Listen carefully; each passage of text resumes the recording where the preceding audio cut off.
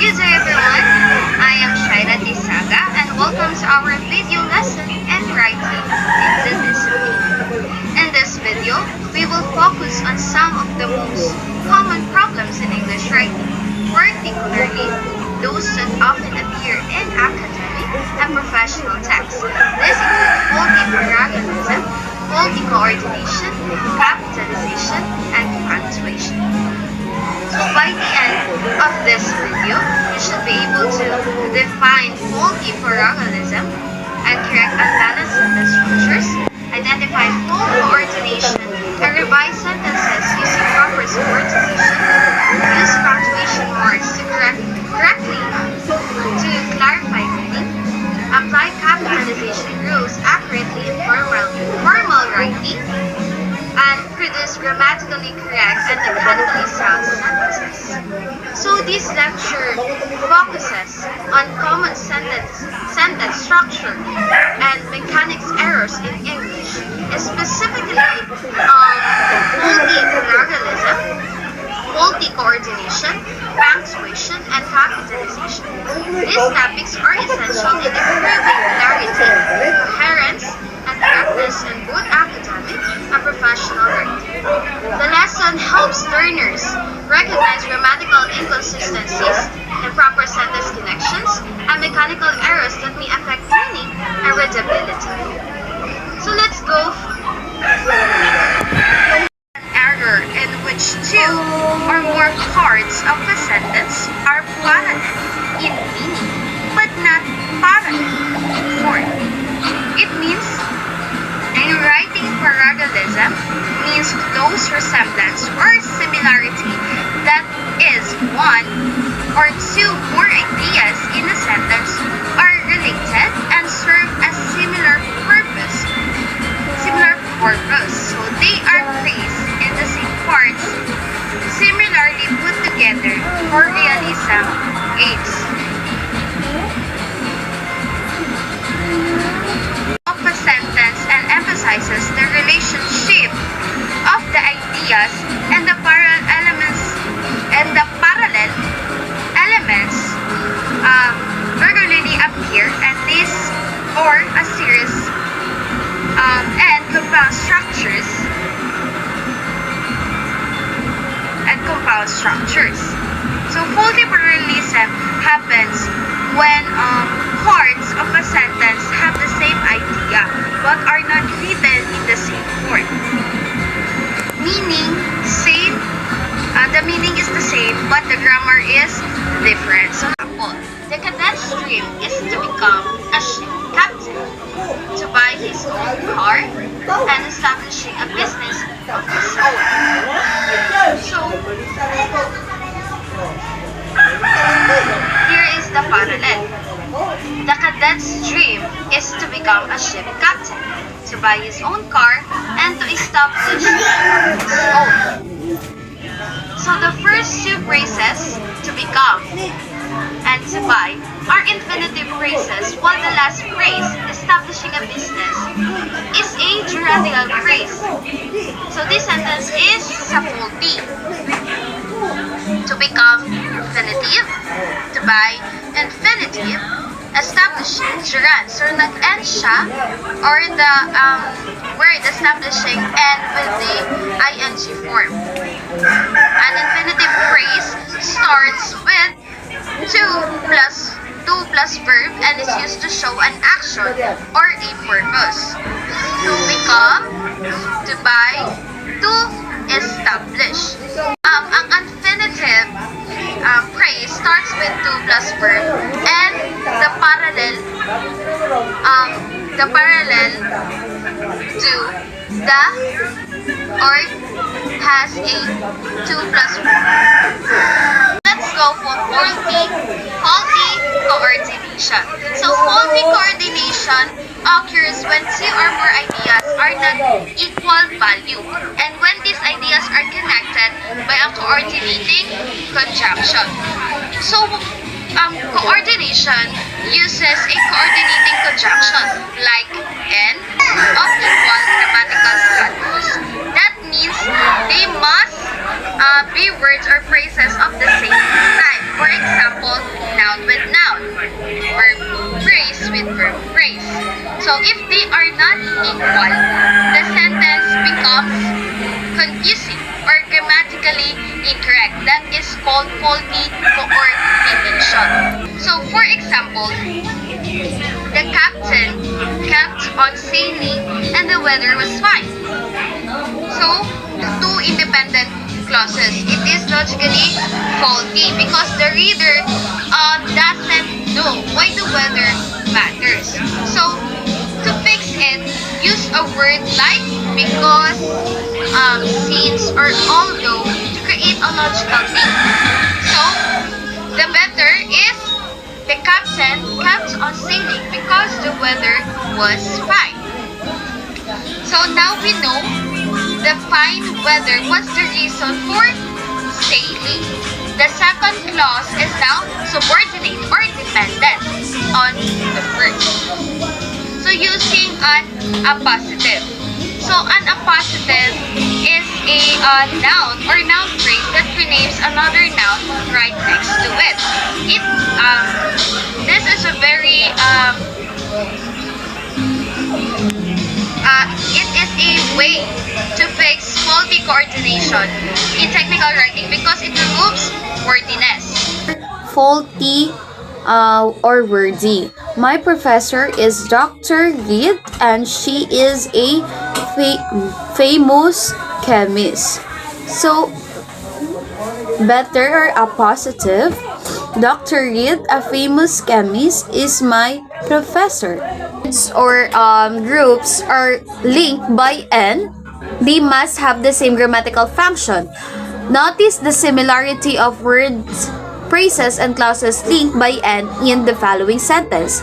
He enjoys reading plays and poetry, so two nouns. So he blocks and tackles skillfully, two verbs. When you use N to join things in a sentence, the things joined should be the same type of structure, both nouns and both verb phrases, and etc. Do the same job in the sentence. So the subject, if you are listing who is performing an action, both items must be the ones doing it.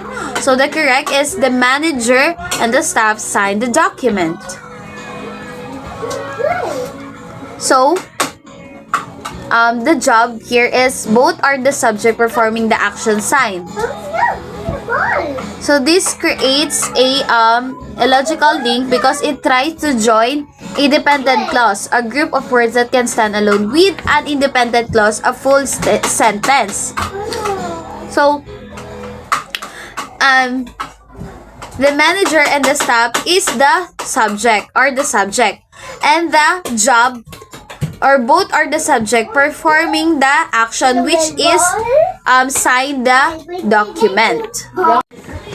The most common kind of faulty coordination is the and who or and which sentence. So this type of sentence makes a logical link between a independent and independent clause. So for example, faulty.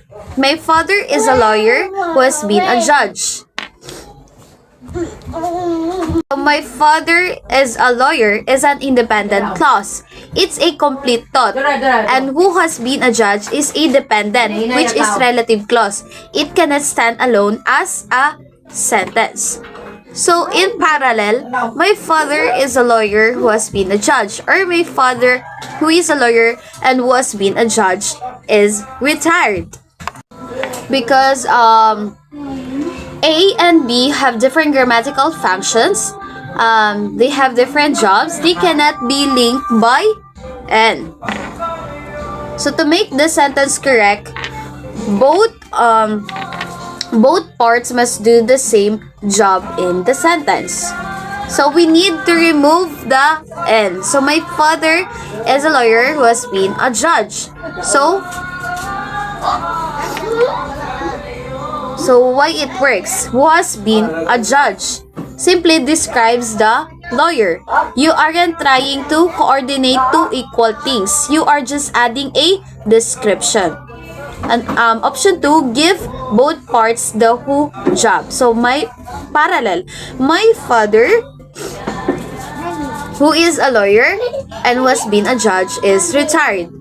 So why it works? Now you have two who clauses. So both are doing the exact same job, describing the father. So they can be linked by unsa man, by and. So let's move to correlative conjunction. So the misuse of correlative conjunction, these are conjunctions used in pairs. Examples: not only, but also, and neither nor, either or. So the construction that follows the first half of the pair should be exactly balanced by the construction that follows the second half of the pair. For example, not only did she finish the project, but also she presented it clearly. Both the teacher and the students agreed. Either you call me or I will call you. Neither reading nor writing is easy for him. Not only she likes music, but also dancing. So, noun praise versus verb praise, or verb form, not parallel. So, the correct word is not only does she like music, but also dancing. Either you submit the form or submitting it online. So, clause versus gerund phrase. So, it is wrong. So, the correct is not either you submit the form or you submit it online. So, that's the correct sentence. So, let's now move to comparison. So, when making a comparison using than or as, the items being compared must be logically comparable as well as grammatically parallel. So, a faulty comparison occurs when a sentence compares two things that are not the same kind. So, for example, the girls in Texas are more beautiful than California. So, this sentence compares the girls to states. So, this sentence is faulty because it illogically compares girls to a state. So, let's have the parallel. The girls in Texas are more beautiful than the girls in California. So, now the sentence correctly compares girls to girls, making the comparison logical and parallel. Capitalization. Capitalization or capital letters are used to emphasize a certain word in a sentence. Example, or number 1, capitalize the first person singular pronoun I. So, the pronoun I is always capitalized no matter where it appears in a sentence. For example, my cousin and I went to Cebu last month.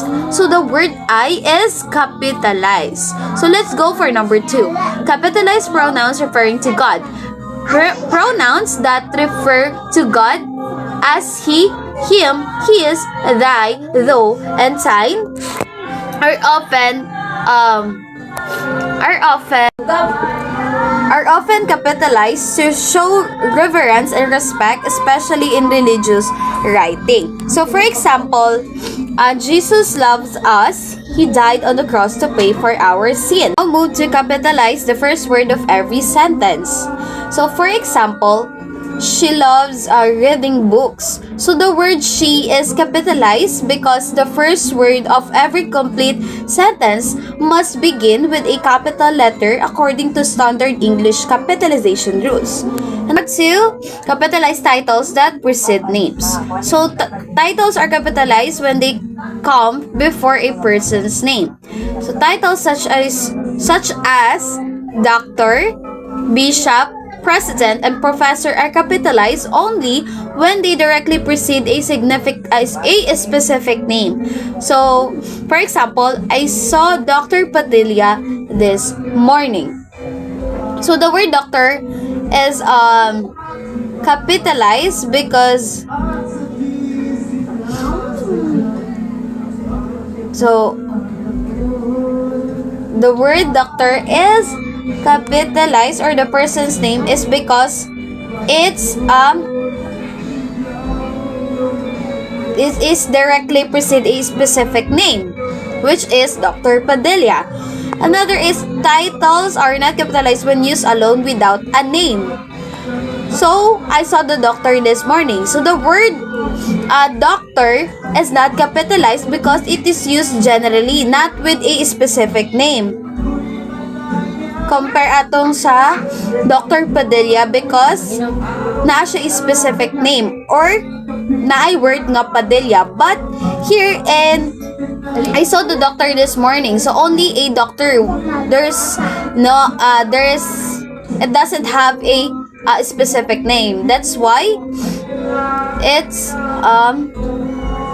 small, not capitalized. Now, move to titles used as characters, pseudonym, or literary use. So, for example, the teacher called Bishop Arengarosa this morning and ordered for the plan to be carried out immediately.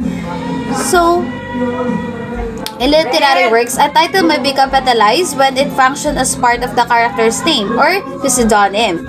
Bishop is treated as an identifying name, so it is capitalized. Capitalized titles when only one person holds the title. For example, the Dalai Lama and the Pope met at the United Nations Forum for Peace.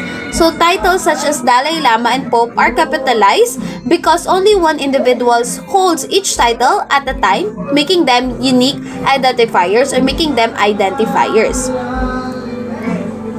Now, let's move to do not capitalize names of academic degrees. For example, Kurt Thomas, Master of Arts, Kurt Thomas, MA. So, he earned a Master of Arts degree. Correct is he earned a master's degree or a Master of Arts degree. So, academic degrees are not capitalized when written in full unless they are part of a formal title or follow a name. So, Master of Arts is capitalized because it follows a person's name and functions as a formal title. And the abbreviated form AA, MA, is always capitalized. Capitalized titles of compositions. So, capitalize the first and last words of the titles. So, all important words, nouns, pronouns, adjectives, adverbs. So, do not capitalize articles a and the, short conjunctions and, but, or, and short propositions of, in, on, at, for, to, with, etc. Among, between, because. For example, the grapes of wrath. So, the grapes and wrath is capitalized because they are important nouns, and of, it's not capitalized because it is a short preposition. So let's have another example. Living among the wolves. So living and wolves are capitalized because they are important words. And the among or among word is capitalized because it is a preposition with more than 4 letters. And the word the not capitalized because it is an article. Let's now nationalities, languages, ethnic groups, and races. So for example, Filipinos, which is nationality, French nationality or language, Chicano ethnic group. So, they are always capitalized. So, let's now proceed to number 6. Capitalized names of God, religions, followers, holy books, and holy days. So, example, God or gods. So, for example, names of God or deities. So, God, Allah, and Buddha. So, these are proper names referring to divine beings. So, let's now proceed to religions and followers.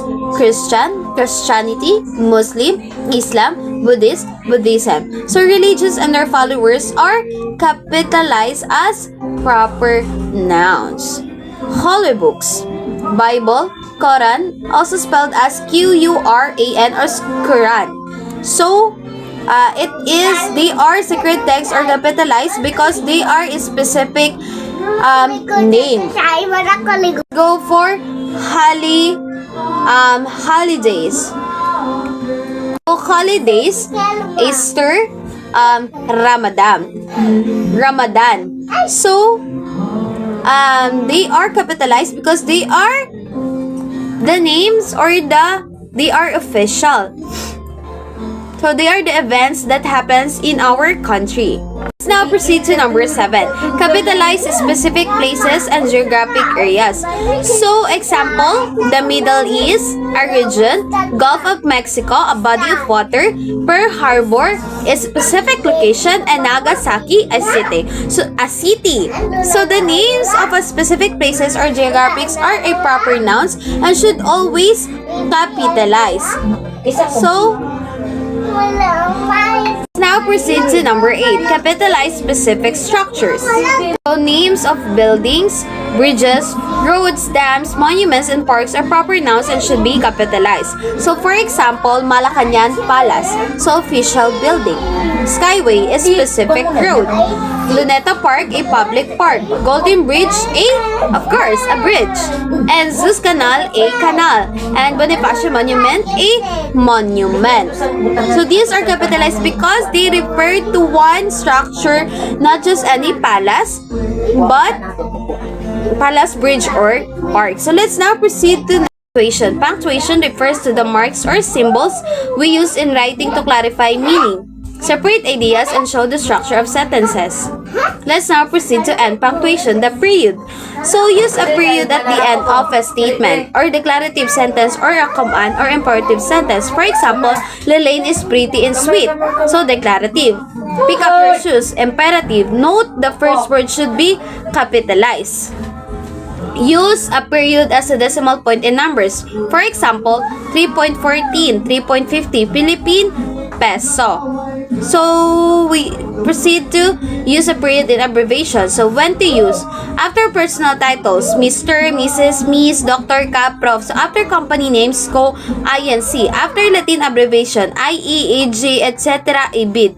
After academic degrees, PhD. For time, AM, PM, or PM, big letters. So, example, Mr. Chavez, Co. Ltd, IE, that is, PhD, Doctor of Philosophy, AM or PM, which is time.